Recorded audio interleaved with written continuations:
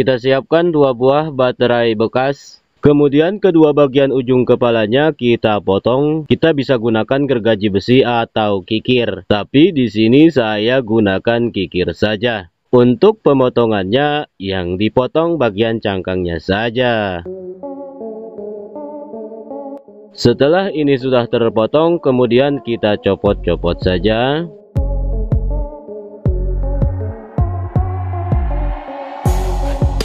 Jika sudah seperti ini, bulatan aluminium bagian dalamnya kan dibungkus plastik nih bang. Kita buka saja.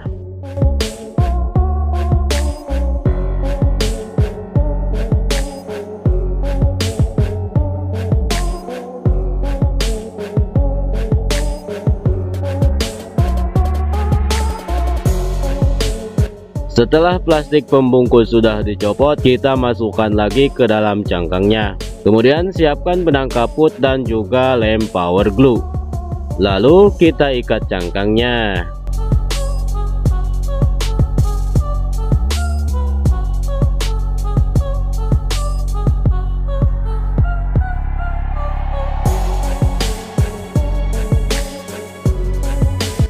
Ini akan kita buat untuk silinder piston dan ini akan kita buat untuk silinder katup.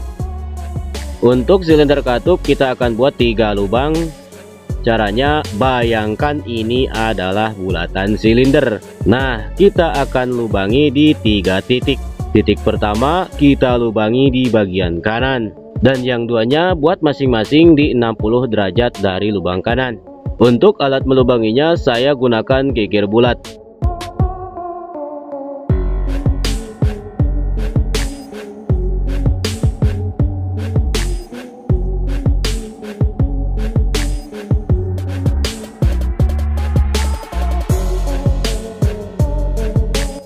Kemudian untuk bulatan aluminium yang akan kita buat katupnya, kita buat 4 lubang. Kuncinya gini, silinder 3 lubang, katup 4 lubang.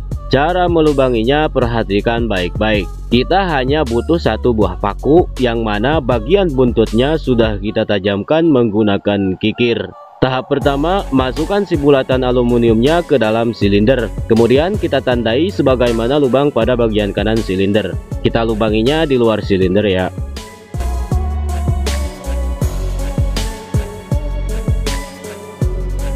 Tahap kedua, masukkan lagi si bulatan aluminium pada silindernya. Lalu paskan sebagaimana lubang yang di kanan tadi. Setelah sudah pas, kemudian kita putar bulatan aluminiumnya sampai lubang yang kita korek pakai paku tadi tidak terlihat. Kita tandai lagi dan buatkan lubang lagi.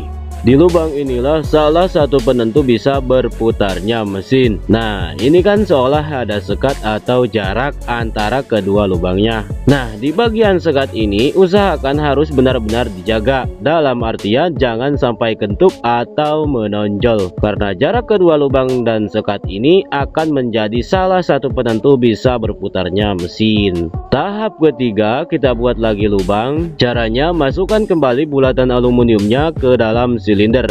Kemudian paskan lubang. Biar lebih paham gini aja lah. Ini kan lubang atas dan ini lubang bawah. Kuncinya gitu aja lah. Nah, lubang atas ini paskan sebagaimana lubang pada silinder yang ada di bagian kanan tadi. Jika sudah pas, kemudian putar ke bawah. Lalu tandai di lubang yang ini.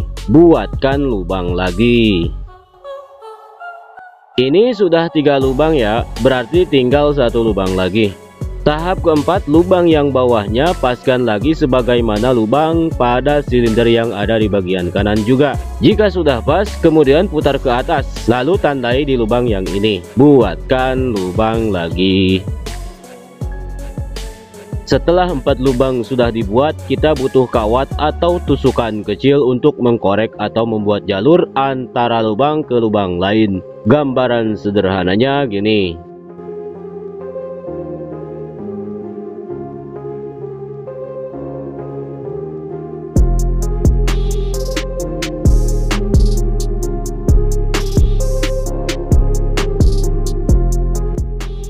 Selesai membuat 3 lubang pada silinder dan 4 lubang pada katup, kita beralih ke bagian silinder piston. Untuk silinder piston kita butuh kayu bulat, yang mana ini akan kita pasang di ujung silindernya. Caranya, salah satu ujung kayu kita buat seperti kepala paku yang nantinya akan berfungsi mengait pada pinggiran bulatan kaleng. Dan ujung kayu satunya lagi kita buat seperti ini. Dan ini berfungsi menyakup pada bulatan silinder katup. Kemudian kita lubangi di tengah kayu tersebut.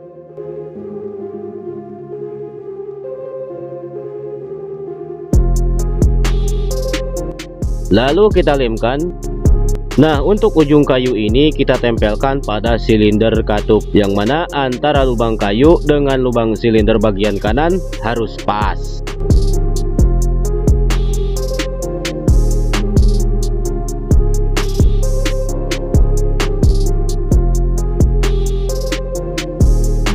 Lanjut ke bagian piston. Siapkan batang kayu untuk batang pistonnya, dan salah satu ujung kayu kita buat lubang sebagaimana besarnya bulatan batang hitam ini. Fungsinya nanti batang hitam ini akan dimasukkan pada lubang kayunya, dan untuk ujung satunya lagi kita buat lubang sebesar kawat saja.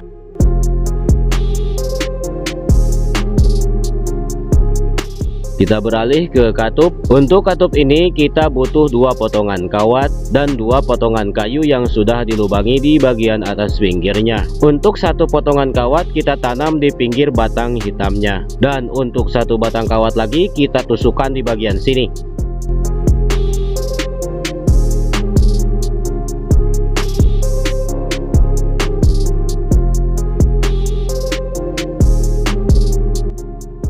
Kita buat roda gila dan juga kawat poros engkol.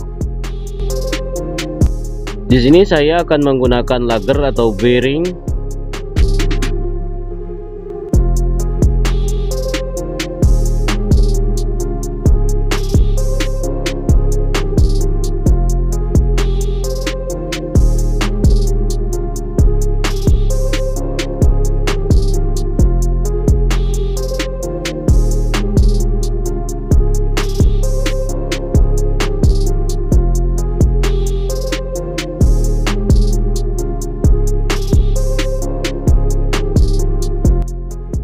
Nah, disinilah settingan penentu bisa berputarnya mesin. Perhatikan baik-baik. Kawat engkol ini gulir sehingga menghadap ke atas, atau lebih bagus agak miring ke kiri sedikit. Kemudian 2 lubang katup yang di kanan tadi usahakan pas sejajar dengan lubang silindernya. Jika engkolnya di atas, maka lubang harus sejajar di atas. Jika engkolnya di bawah, maka lubang harus sejajar di bawah.